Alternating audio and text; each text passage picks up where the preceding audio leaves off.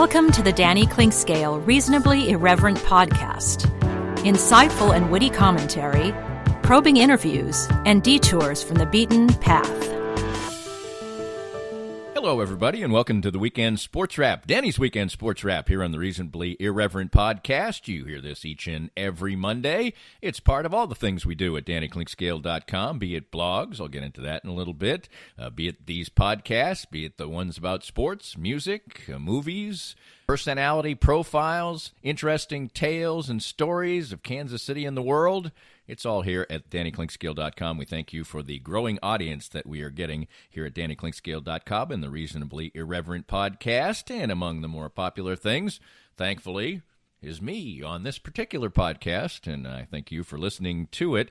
As usual, it's a weekend of mixed emotions as far as sports is concerned. A lot of emotion in Canton, Ohio, as a couple of Chiefs won a lifelong Kansas City Chief, and another one in Tony Gonzalez, somebody who played the bulk of his career there, inducted as Johnny Robinson and Tony Gonzalez go in. I'll touch on that a little bit, but that's part of the blog story that you'll hear as well. But also, we had to endure another lost weekend for the Kansas City Royals as they were swept in Minnesota. Second consecutive sweep. You kind of get to see the other side of it for a franchise that I think the Royals can kind of compare themselves to. Minneapolis is a much bigger market, but it's not treated that way, and when the Twins have it rolling in the middle of the summer, it's a sight to behold like we get to see back in 2014 and 2015, each crowd over 30,000 fans at Target Field as the Royals were wiped out in the first two games and handled fairly easily on Sunday as well. They've dropped 9 out of 10.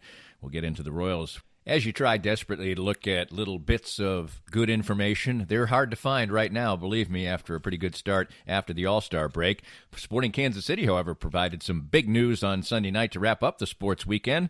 All that and a little bit of golf as well as in the mix, and a really emotional story in an area of sports I don't visit that often.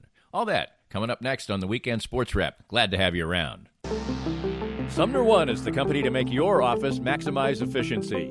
Their family of companies make up one of the largest independent dealers of office technology in the Midwest. They are proud to bring the best service and technology to top companies across the region. Sumner One can help your organization run more smoothly than ever. Sumner One printers, copiers, MFPs, managed print services, document management, infrastructure design, IT services, disaster recovery, and business continuity. Welcome to the one place where everything works. For more information, call Carl Little at 913-752-2256. I was duped, and I recommend you be next. For better or worse, the ultra-realistic impression of me sits now in my wife's office to spook her on a daily basis. So what is Doob? D-O-O-B. It's the keepsake of a lifetime, a 3D-generated, incredibly lifelike figurine. 66 cameras take an image at exactly the same moment in any pose, and state-of-the-art 3D technology transforms that into exact replicas of you, anyone you know or love, a pet, whomever is close to your heart. Create lifetime memories with a Doob. Visit their Facebook page at Doob 3D Kansas City, or better yet, see their incredible creations. Visit their location down on the plaza in the heart of it at 231 West 47th Street in KC Mo.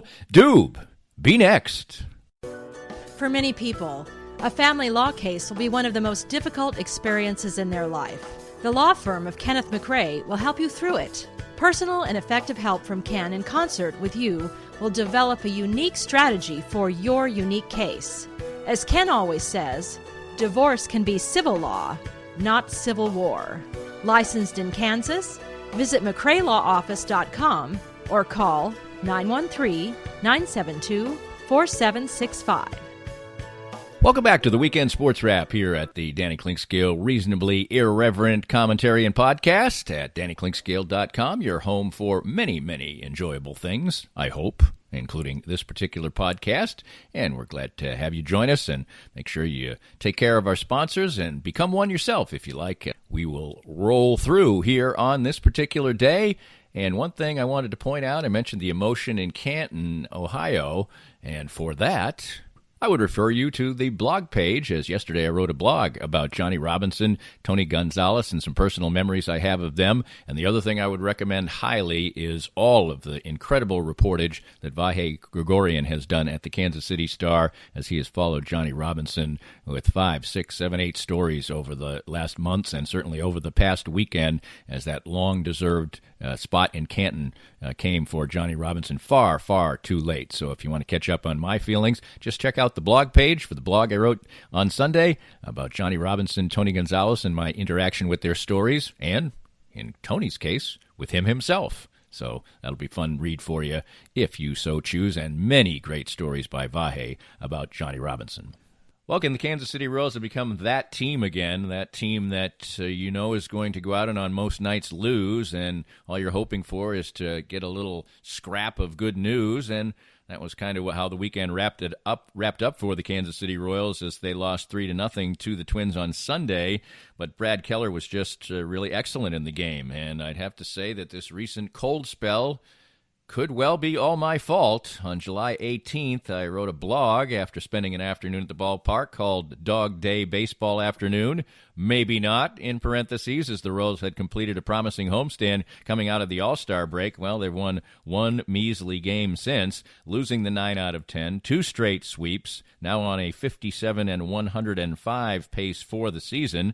But you are looking for those little scraps of good information, and certainly Brad Keller is providing that as the summer has moved along. After a good start and then a lackluster month or so, Keller has really turned it on, and he has been excellent of late, as in July he won 3 of his 5 starts in the month, posted a 2.12 ERA in those 5, and allowed 2 earns or fewer in 4 starts. Previous 4 starts, struck out 22, walked 3. The trend continued yesterday, 7 innings of outstanding pitching, but it came in a loss, as the Royals only managed 2 measly hits all day long.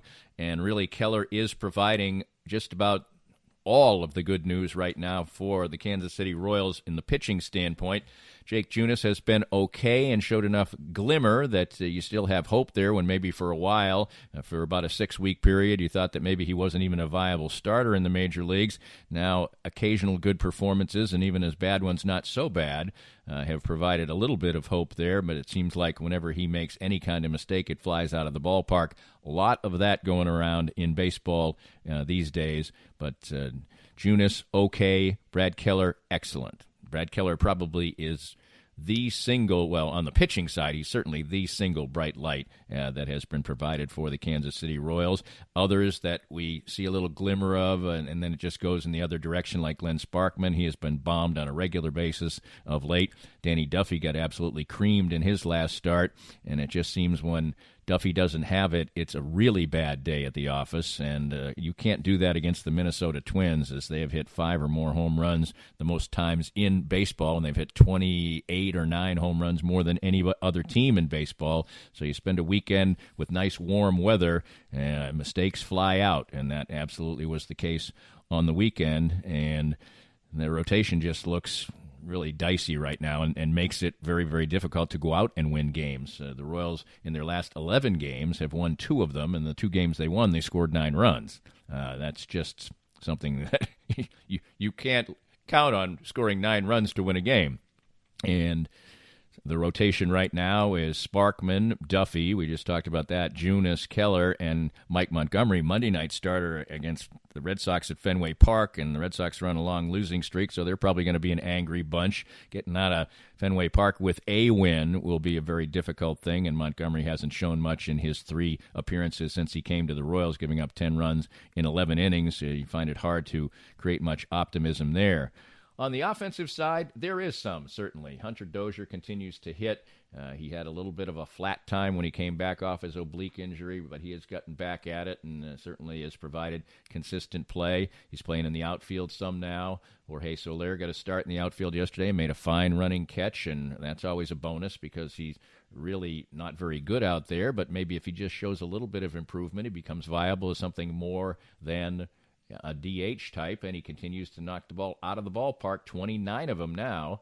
Whit Merrifield showed just how remarkably consistent he has been, because in the last 2 games against the Twins, he was hitless, but that was the first time in 135 consecutive games that he had been held hitless in consecutive games. That's the second best streak in all of baseball since the year after World War II, 1946.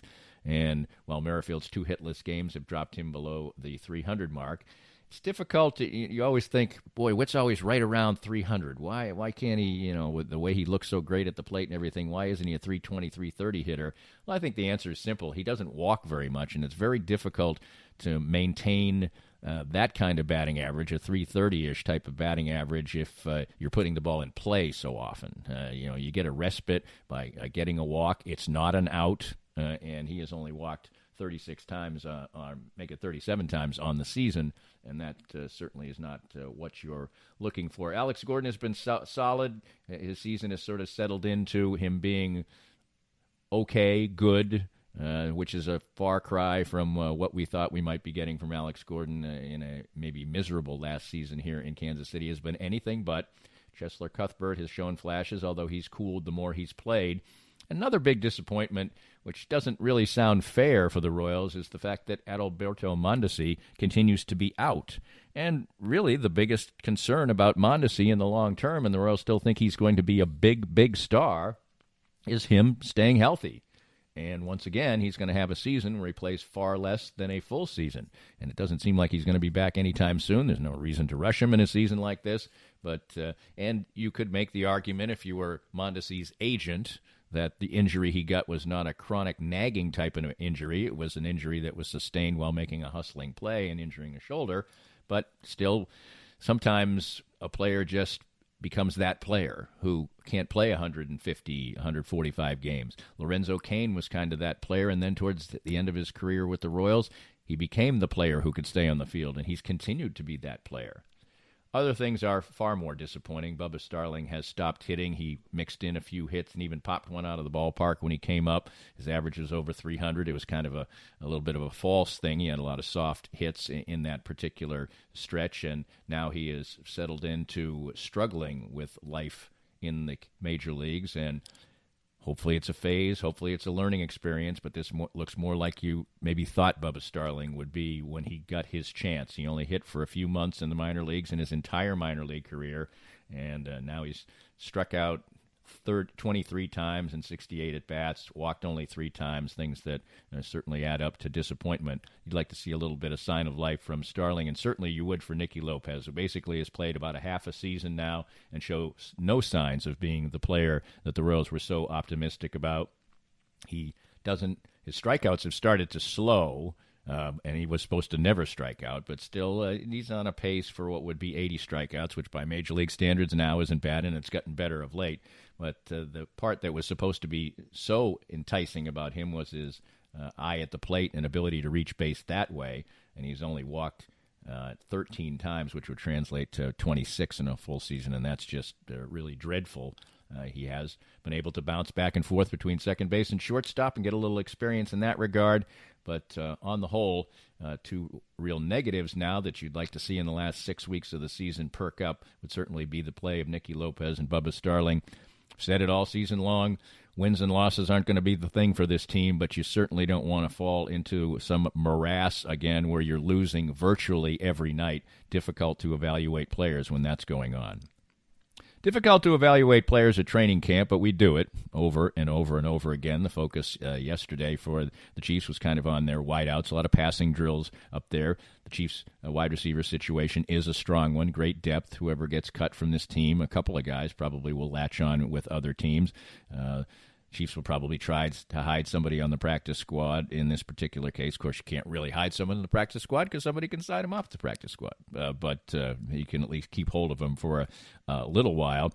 Tyreek Hill sitting out to try to get that quad injury settled down. That doesn't seem to be a long-term concern. But whenever a guy doesn't practice, hey, that's news at training camp. That's what suffices for news at training camp. Weather's been great for the fans to go up there and have a good time, so that continues to be the narrative in St. Joe. And the other story regarding that is the fact that, once again, the Chiefs will have to be deciding where they're going to train in the future, and St. Joe certainly seems to have the inside track. They've done a great job there, but the Chiefs are a business, and in the business of getting the best deal possible, somebody else is going to give it a go, and the Chiefs don't seem to be, under Andy Reid, inclined to do what many franchises aren't doing now, which is to train at their practice facility, and then maybe do scrimmages in their regular stadium, like the Browns did over the weekend, where they drew 37,000 fans for a scrimmage. So that's one of the other things hanging over camp right now for the